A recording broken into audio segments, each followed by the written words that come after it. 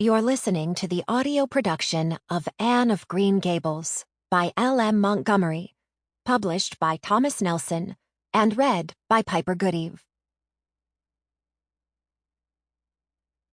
Chapter 1. Mrs. Rachel Lynde is surprised.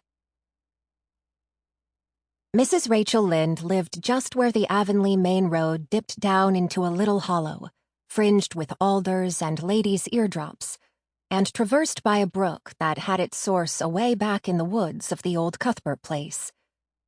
It was reputed to be an intricate, headlong brook in its earlier course through those woods, with dark secrets of pool and cascade.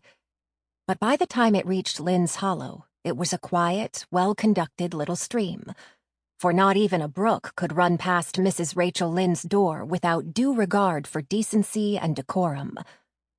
It probably was conscious that Mrs. Rachel was sitting at her window, keeping a sharp eye on everything that passed, from brooks and children up, and that if she noticed anything odd or out of place, she would never rest until she had ferreted out the whys and wherefores thereof. There are plenty of people in Avonlea, and out of it, who can attend closely to their neighbor's business by dint of neglecting their own.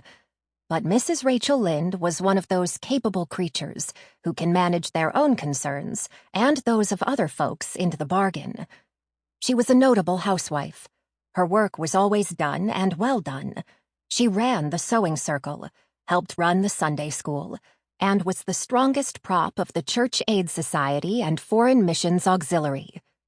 Yet with all this, Mrs. Rachel found abundant time to sit for hours at her kitchen window, knitting cotton warp quilts. She had knitted 16 of them, as Avonlea housekeepers were wont to tell in awed voices, and keeping a sharp eye on the main road that crossed the hollow and wound up the steep red hill beyond.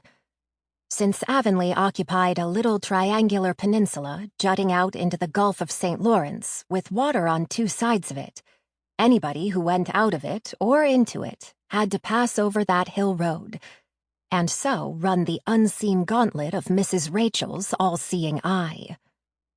She was sitting there one afternoon in early June. The sun was coming in at the window warm and bright. The orchard on the slope below the house was in a bridal flush of pinky-white bloom, hummed over by a myriad of bees. Thomas Lynde, a meek little man whom Avonlea people called Rachel Lynde's husband, was sowing his late turnip seed on the hill field beyond the barn. And Matthew Cuthbert ought to have been sowing his on the big... Sample complete. Ready to continue?